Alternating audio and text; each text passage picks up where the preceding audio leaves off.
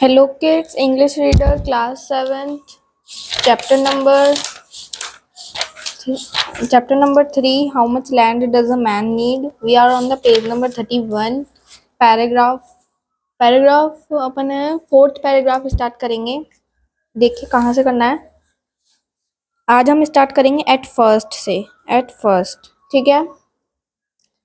At first, in the bustle of building and settling down, Pahom was pleased with it all, but when he got in this chapter में क्या हो रहा है, दो बहनें मिलने आई थी।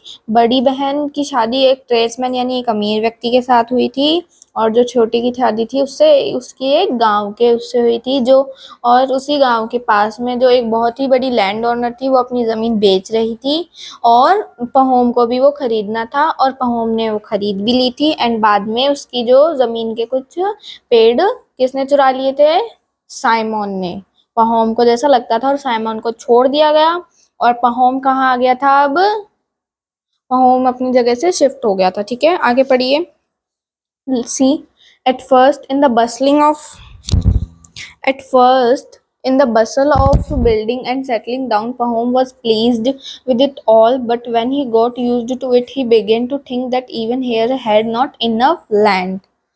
पहले तो निर्माण और बस, मतलब इसका मतलब है एट फर्स्ट यानी पहले तो निर्माण ऑफ पहले तो निर्माण और बसने की हलचल में पहोम को यह सब अच्छा लगा, लेकिन जब उसे इसकी आदत हो गई, मतलब जैसे हो जाता है ना कि अपन कहीं पे रह जाते हैं तो वहीं पे आज उसकी आदत, उसी जगह की आदत हो जाती है, तो वैसे ही जब उसे उसकी आदत हो गई, तो जब पहोम को उस जगह की आदत हो गई तो उसे लगने लगा कि यहाँ भी उसके पास पर्याप्त जमीन नहीं है, कि यहाँ पे भी उसके पास पर्याप्त जमीन मतलब जितनी उसको चाहिए, इनफ जमीन नहीं है, इनफ लैंड नहीं है। ठीक है, आगे देखिए।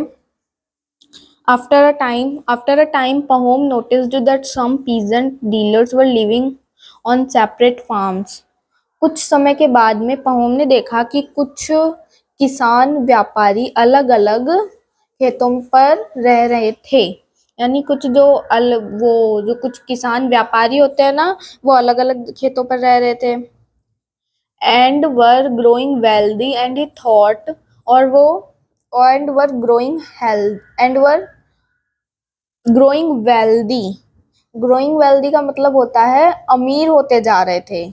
और and he thought, उसने सोचा, if I were to buy some freehold land, freehold land का मीनिंग क्या होता है?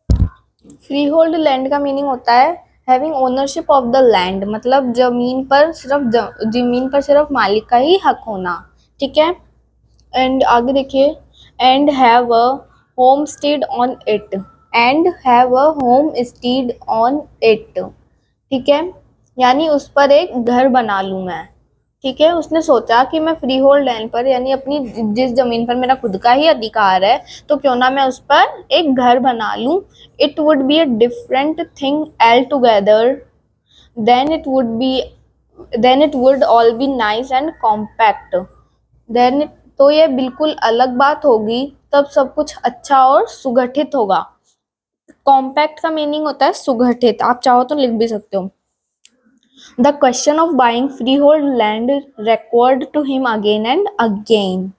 Meaning, freehold भूमि यानी freehold land खरीदने का प्रश्न उसके मन में बार बार आ रहा था, यानी उसको बार बार ऐसा लग रहा था कि क्यों ना मैं freehold land खरीद लूं। ठीक है, हाँ, if it were my own land, thought Pahom, I should be independent and there would not be all this unpleasantness. यानी अगर मेरे पास खुद की जमीन होगी तो पहोम ने सोचा कि मैं इंडिपेंडेंट होऊंगा। इंडिपेंडेंट का मीनिंग होता है स्वतंत्रता होगी, और ये सब अप्रियता नहीं होगी, यानी ये सब जो है परेशानियां नहीं होंगी। ठीक है, आगे देखिए। So Pahom began looking out for land which he could buy, and he come across a peasant who had bought 300 acres. तो पहोम अपने लिए एक जमीन खरीदने के लिए वो निकल गया जो कि वो खरीद सके, और and he come across a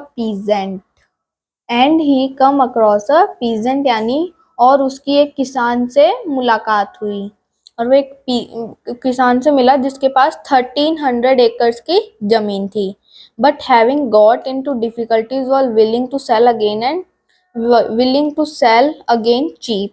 ठीक है, देखिए आगे देखिए। So Pahom began looking out for land which he could buy and came across a peasant who had, sorry ये तो हो गया था ना,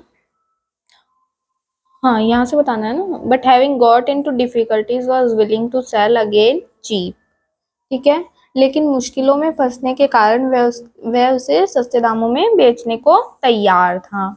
ठीक है, he drank tea he drank tea with Pahom and they had a talk. The dealer said that he was just returning from the land of the Bashkirs far away, where he had bought 13,000 acres of land, all for 1,000 rubles. Pahom plied him with questions, and the tradesman said, "There is more land there than."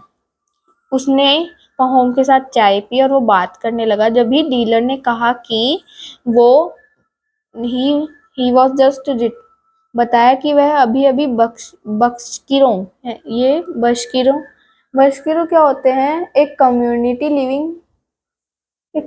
Living in the southern part of Russia, मतलब Russia का जो southern part होता है ना, वहाँ पर जो लोगों का सॉरी लोगों का जो समूह रहता है ना, उसको बोलते हैं बशकीर।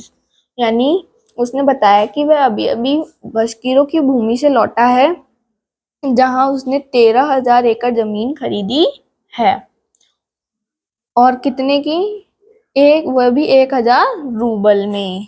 पहोम पहुन ने उससे कई सवाल पूछे, बहुत से सवाल पूछे पहुन ने कि तुमने ऐसे कैसे, और ट्रेड्समैन ने कहा कि वहां इतनी जमीन है जितनी पहले कभी नहीं थी। ठीक है, नेक्स्ट पेज पे आइए, रुको जस्ट अ सेकंड। आगे देखिए, you could cover if you walk the year and it all belongs to the Bashkirs. They are as simple as sheep and land can be acquired almost for nothing.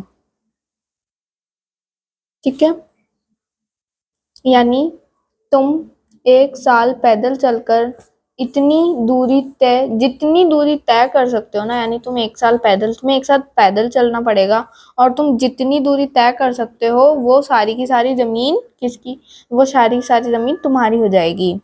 ठीक है, there now thought पहोम, वहां पर फिर पहोम ने सोचा कि with my 1,000 रबल्स, यानी मेरे एक रबल्स का मीनिंग क्या होता है, रशियन मनी को बोलते हैं रबल्स, जैसे अपने बोलते हैं ना, जैसे यूएसए में बोलते हैं डॉलर, लाइक दैट।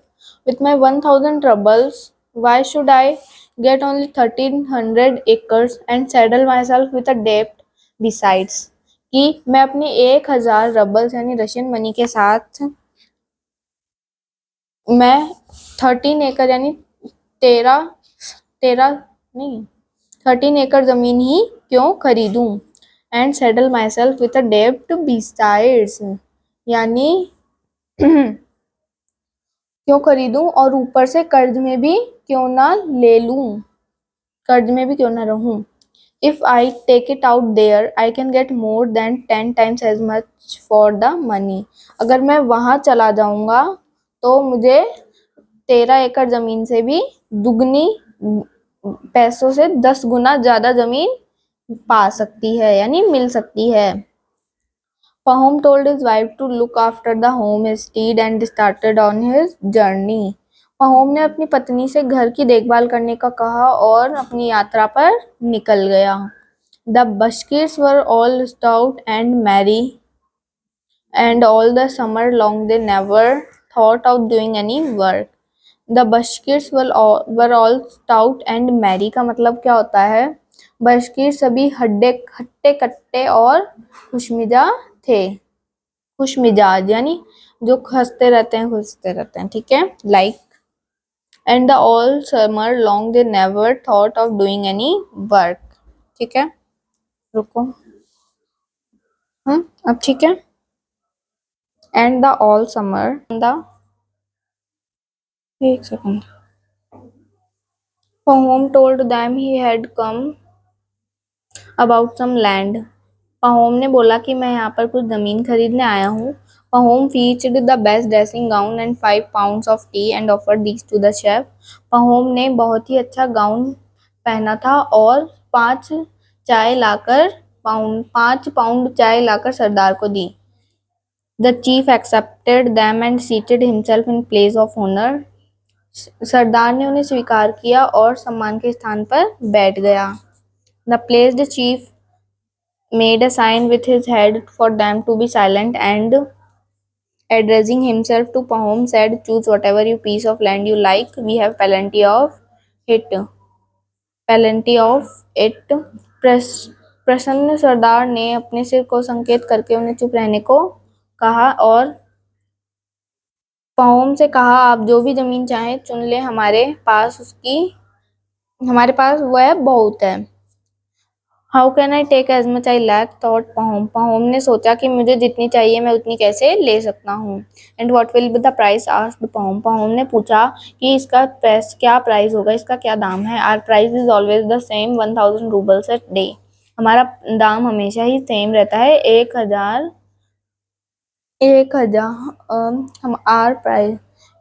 रूबल प्रतिदिन. Pahom did not understand. Pahom समझा नहीं. यहाँ से देखिए, a day what measure it, how many acres would that be. एक दिन ये कैसा माप है और ये कितने एकड़ हो सकता है. We do not know how to reckon it out, said the chief. यानी हम नहीं जानते कि इसका हिसाब कैसे लगाया जाए, प्रमुख ने कहा. We sell it by the day, as much as you can go round on your feet in a day is yours and the price is 1000 rubles a day. ठीक है, हम इसे प्रतिदिन के हिसाब से बेचते हैं. जितना तुम एक दिन में अपने पैरों पर घूम सको उतना तुम्हारा है और उसकी कीमत 1000 रूबल्स है. पहोम वॉज सरप्राइज्ड. पहोम आश्चर्यचकित हो गया. But in a day you can get round and a large tract of land, he sad. यानी लेकिन एक दिन में आप जमीन के एक बड़े हिस्से का चक्कर लगा सकते हैं, उन्होंने कहा. The chief laughed. It will be all yours, said he. Chief हंसा और उसने कहा कि ये सब तुम्हारी हो सकती है. But there is one condition. If you don't return on the same day to the spot from where you started, your money is lost. यानी यहाँ पर एक शर्त है कि जिस दिन तुमने शुरू किया था जहाँ से, अगर तुम उसी दिन नहीं लौटे तो तुम्हारे सारे पैसे खो जाएंगे. Pahom lay on the feather bed but could not sleep. Pahom lay on the feather bed but could not sleep. He kept thinking about the land. What a large tract I will mark off, thought he. पहोम पंखेदार पंखे पर सोता रहा पर late गया पर सो नहीं सका. वो यही सोचता रहा कि मैं what a large tract I will make off, thought he. ठीक है, पहोम lay awake all night and dozed off only just before dawn. यानी पहोम पूरी रात जगा बट भोर होने के जस्ट पहले ही वो सो गया. भोर यानी सुबह होने के कुछ समय पहले. नेक्स्ट पेज पे आ जाइए. The baskets got ready and gathered in one spot, and the chef come up to Pahom and stretching out his arm towards the plain said. ठीक है, बास्केट तैयार होकर एक जगह पर इकट्ठे हो गए और जो सरदार पहोम के पास आया और मैदान की ओर हाथ बढ़ाते हुए बोला. See, said he, all this as far as your eye can reach is yours. You may have any part of it you like. यानी देखो, उसने कहा कि जितनी दूर तक तुम्हारी आंखें पहुंच सकती हैं, नजर जाती हैं, वो सारा हमारा है और इसमें से कोई सा भी पार्ट जो भी तुम्हें पसंद आए तुम इस हिस्से में चाहो ले सकते हो. Pahom's eyes glistened. यानी पहोम की आंखें चमक उठी. It was all excellent soil as flat as the palm of your hand. यानी वो बहुत ही अच्छी जमीन थी, उत्तम मिट्टी जैसे बोलते हैं, बहुत ही अच्छी जमीन थी और as flat as the palm of your hand, यानी जो अपनी हाथों की हथेलियां जितनी मोटी थी। As black as the seed of a poppy and in the hollows different kinds of grasses grew beast high, यानी खसखस के बीज जितनी काली और खोखलों में छाती तक ऊंची तरह से बहुत ही अच्छी जमीन थी। The the chef took off his fox fur cap, placed it on the ground, and said, "This will be the mark. Start from here and return here again. All the land you go round shall be yours." यानी मुखिया ने अपनी लोमड़ी की फर वाली टोपी उतारी। ये इस लाइन का मीनिंग है, मुखिया ने अपनी जो लोमड़ी की फर वाली जो टोपी होती है ना, वो उतारी और जमीन पर रखा और कहा, यहाँ ये तुम्हारा निशान है, यहीं से शुरू करो और फिर यहीं लौट आओ।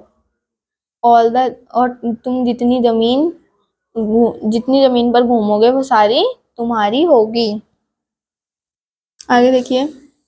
Pahom took out his money and put it on the cap. Then he took off his outer coat, remaining in his sleeveless undercoat. He unfastened his girdle. Girdle का मीनिंग क्या होता है? एक बेल्ट होता है। And tied it tight below his stomach. Put a little bag of bread into the pocket of his coat, and tying a flask of water to his girdle, he drew up the tops of his boots, took the spade from his man, and stood ready to start. He considered for some moments which way he had better go. It was tempting everywhere.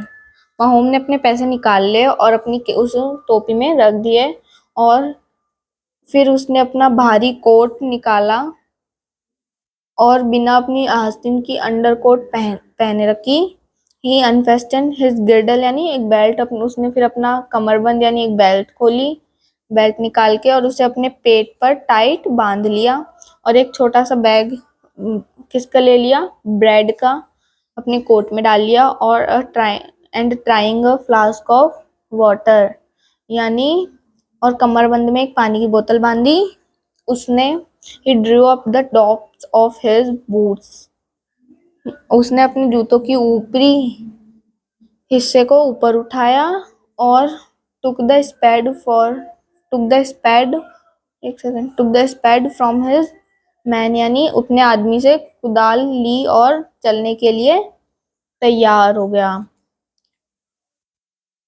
उसने he